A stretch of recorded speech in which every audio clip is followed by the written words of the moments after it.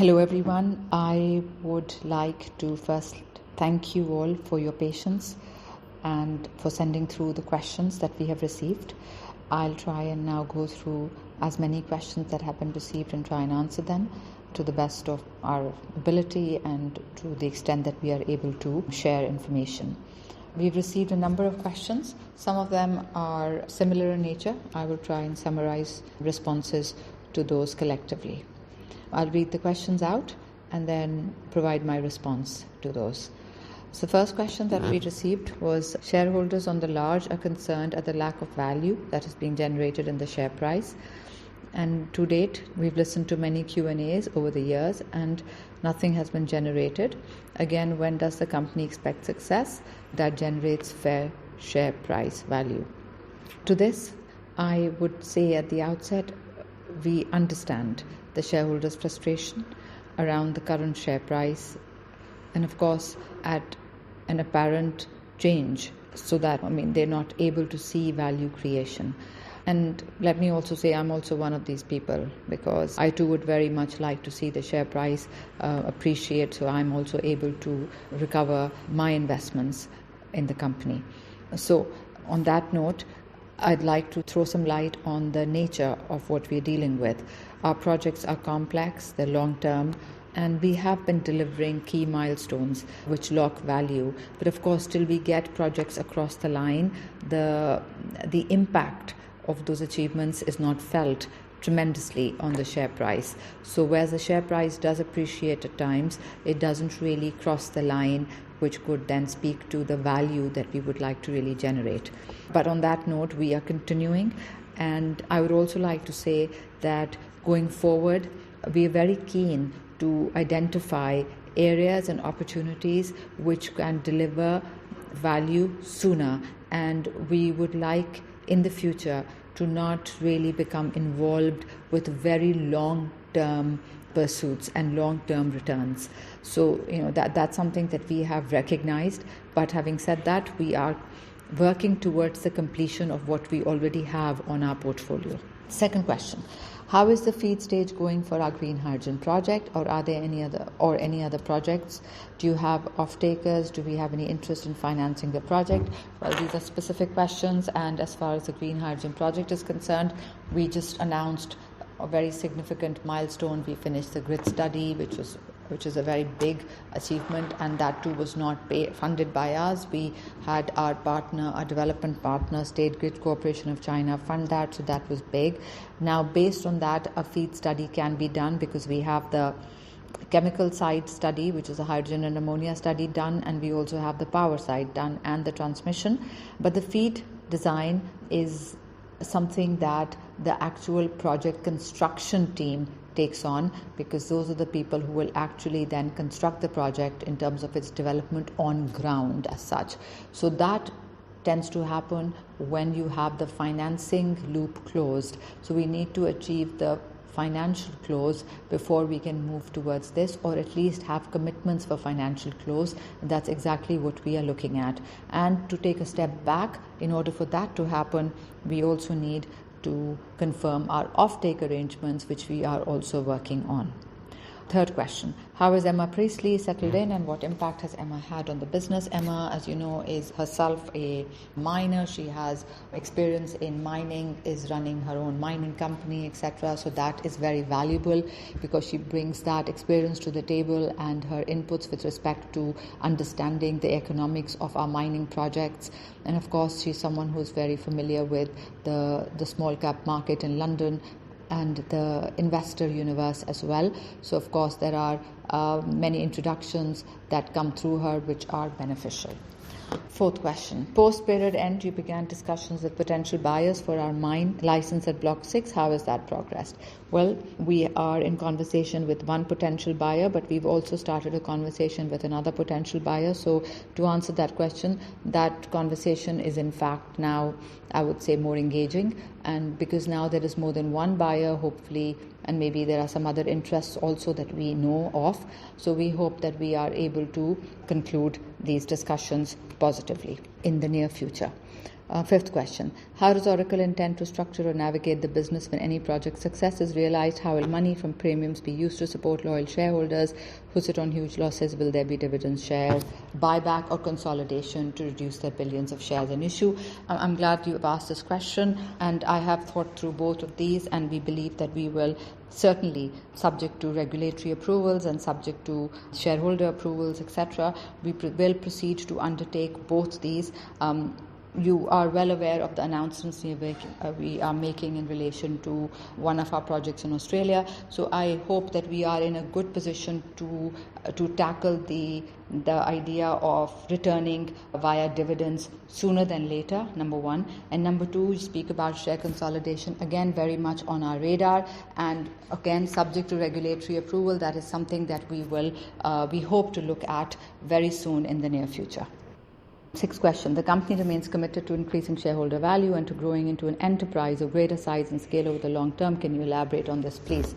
Well, I mean, that of course has been my objective and remains my objective, that, we want to be a bigger company. We want to be a company with a bigger market cap, and we want to be a company which is able to work on bigger projects and deliver greater returns. We can only do that if we cross certain lines with our small projects, and then we can look at bigger opportunities when we get some paybacks. And once you have one or two revenue generating projects, then more bigger projects come onto your portfolio, and automatically there is more investments and more commitments vis-a-vis equity that is made in relation to the company. So that's the direction we want to go in. So whereas the end goal seems like a sort of a very could sound lofty, but actually if you look at it step by step, then that's exactly the direction that we are on, and hopefully we should be able to prove something to the shareholders in the near future. And if that happens, then I think the route to becoming a bigger company will start to become clearer. Seventh question. Can we expect any excitement for our project success in 2025? Short answer, yes, certainly. Really working on it. And I believe that our first success could possibly come in Western Australia. We are already on that route. But having said that, I'm also trying to see if we can find the exits we're looking for in Pakistan. And, there are certain efforts which are being made, which we are able to talk about publicly, and some that we can't at this point because we haven't got anything which is on account of, we cannot disclose subject to regulation. But what we have disclosed already in public, I think in the Western Australian universe of our projects, very soon, hopefully in the short term, we expect to demonstrate success. Eighth question. Between the 27th and 28th May, and as part of the ongoing business development, CEO Nahid Newman attended and spoke at the 2025 Middle East Petroleum and Gas Conference. Was there a specific reason for attending this, etc.? So this was an S&P Global conference. We were invited. I was invited to speak at it as an expert on, I hate the word expert, but was as someone who's got experience in the development of green molecule projects. And based on that, I was invited to speak at this conference because, as you well know, there is a parallel route that has been taken. So no one's abandoning hydrocarbons, but in parallel now, the green molecule business development is ongoing, and somehow the world, and I will certainly say the world because that encompasses governments, companies, financiers, etc. Everyone in this universe has to tackle a parallel development, because we cannot just say, okay, just forget oil and gas and we'll just go green. No, it doesn't work like that, because finance is committed to oil and gas. We need to somehow draw finance into our universe, which is the green universe. So anyway, so this was the background, but I was invited to speak at this conference, and yes, we projected our green hydrogen project. I presented the entire project, met important people who are in that space, especially from the Middle East, and investors as well. So it was a good projection, and it is important to keep reminding potential investors and financiers and project developers about our project, because those are the very people that we will and we do engage with in the process of our development. Ninth question. Nahid has been working on the Sindh coal and green hydrogen projects for nearly a decade, but we've yet to see any tangible progress.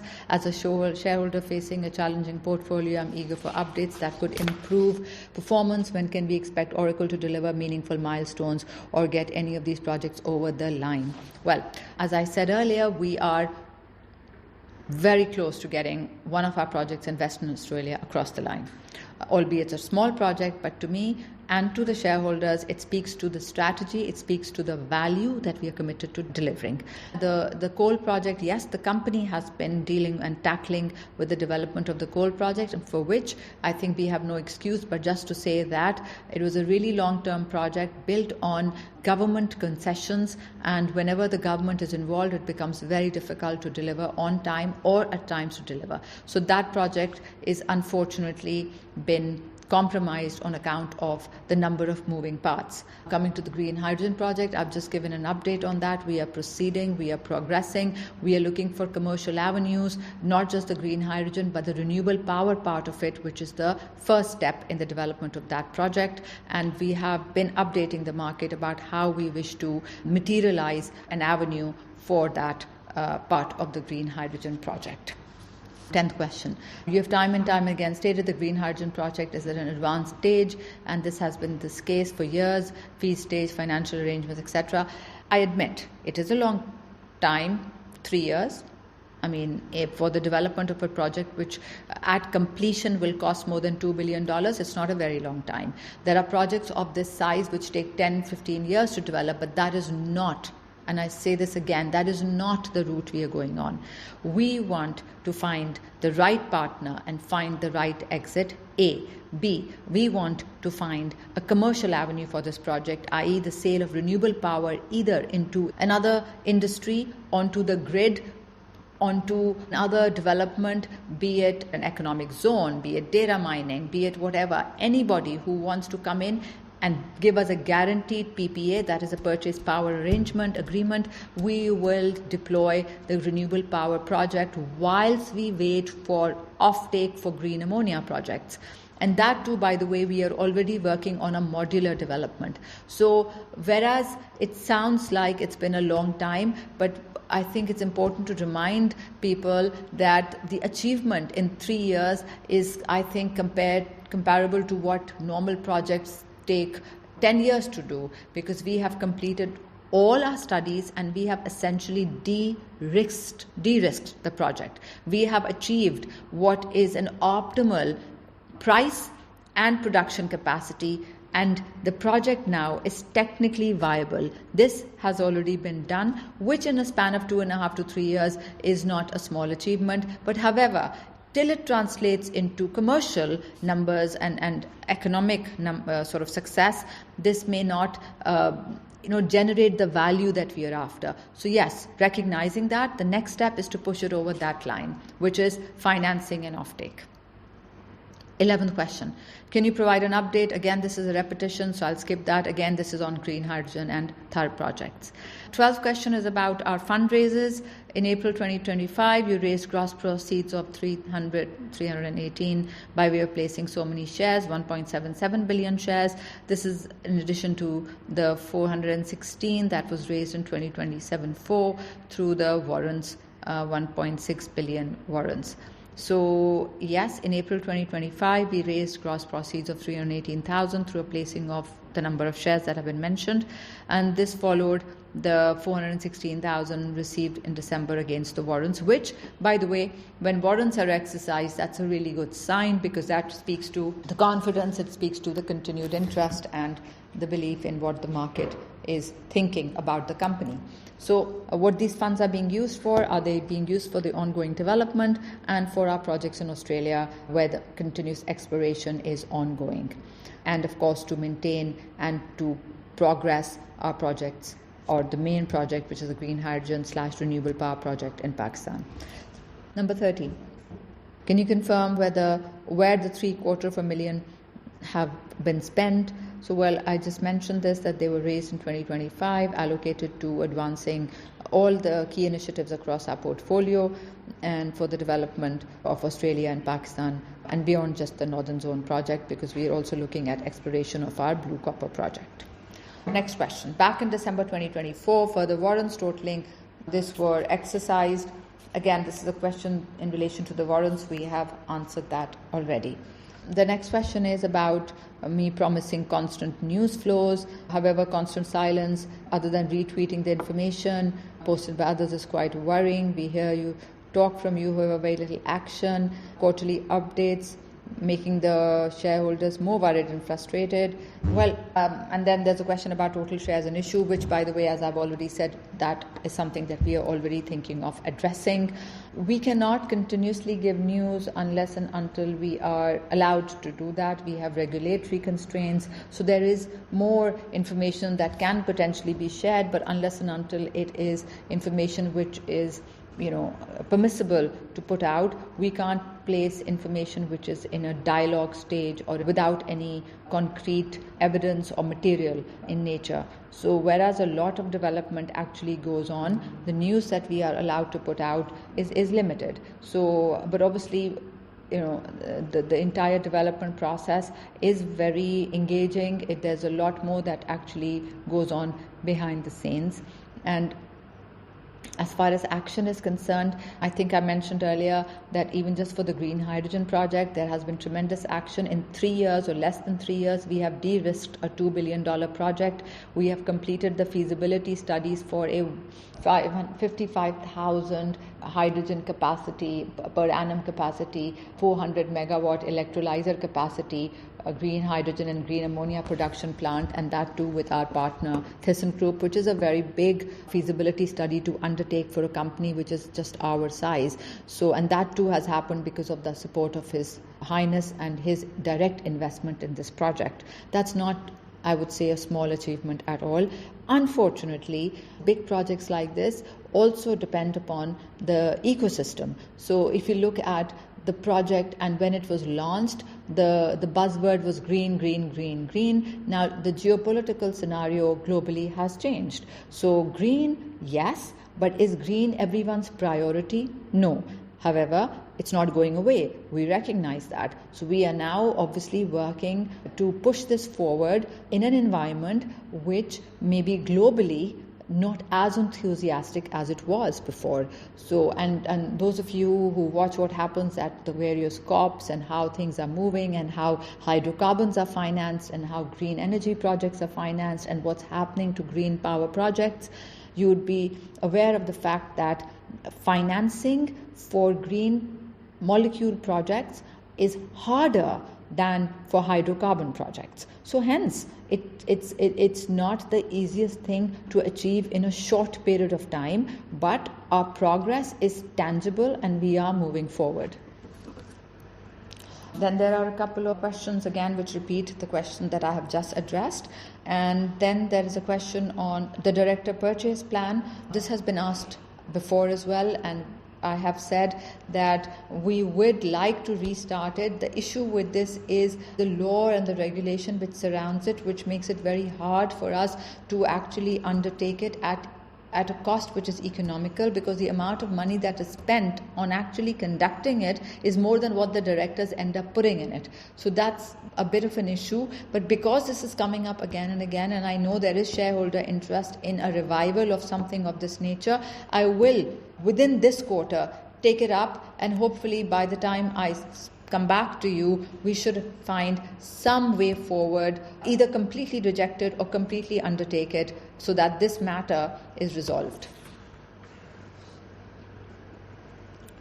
There's a question about our current cash position, and so, are we going to raise finance? I mean, yes, this is asked of us always because it is a relevant question for shareholders. I appreciate that, but I would also like to emphasize that we only raise monies when our development process requires that. So to develop our projects, we would require monies going forward in the short term, in the long term, in the medium term, whenever is needed. I mean, I cannot say at this stage when, it depends upon the development pathways that we are on, and we keep disclosing those. We keep updating the market about various developments that we undertake. However, I would like to add here that once one of our projects crosses the line and enters the revenue or the exit zone, which is when the company gets a payback, which we hope we can manage to do, and we hope we can manage to redistribute that. Once we are in that zone, then the dire need or the immediate need to raise cash and to always go out in the market to raise cash is then reduced. And I will say reduced, of course, because if it's a company which is a project developer and sits on the market, we would like to allow new shareholders also to participate in our business. So that cannot go away because that's the nature of the beast. But to reduce the requirements is something that we will absolutely, hopefully be able to do sooner than later. Hopefully, we expect that to happen. But being a project developer, the need for monies cannot be eliminated.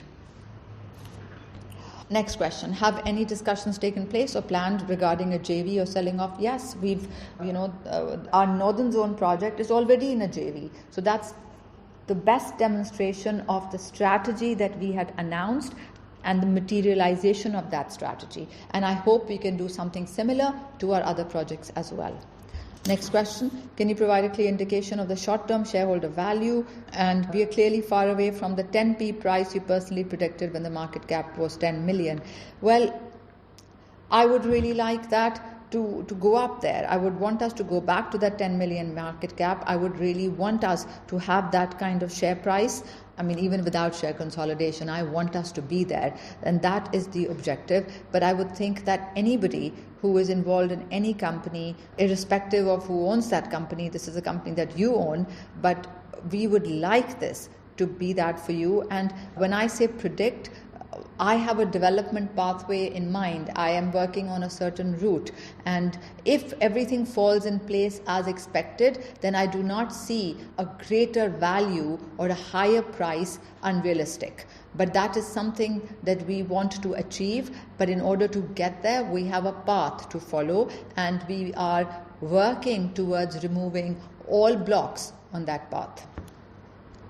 Next question. Shareholder trust and confidence. What information can you share to put people's mind at rest? Well, firstly, whatever we do is with just one singular objective: increase value, return money to you. That's it. So in order to do that, we do everything that we possibly can. We have issues, we have compliance issues, we have regulatory issues.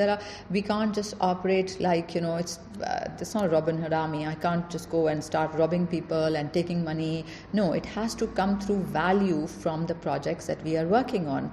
And we also need to find the right markets to sell, to deliver, to etc. So, but that is all in process. But as I said earlier, getting the one first project across the line, I believe, I hope, and I'm confident will restore shareholder confidence. And that should set the process for further successes in our other projects as well. I think that was the last question. I hope I've been able to respond to as many questions that were sent to us. Once again, I am very grateful to all of you for your support, and in this case for your patience, because we were unable to respond to these questions earlier. And I hope to provide meaningful and more useful and more successful updates in the near future. Once again, thank you very much for your support.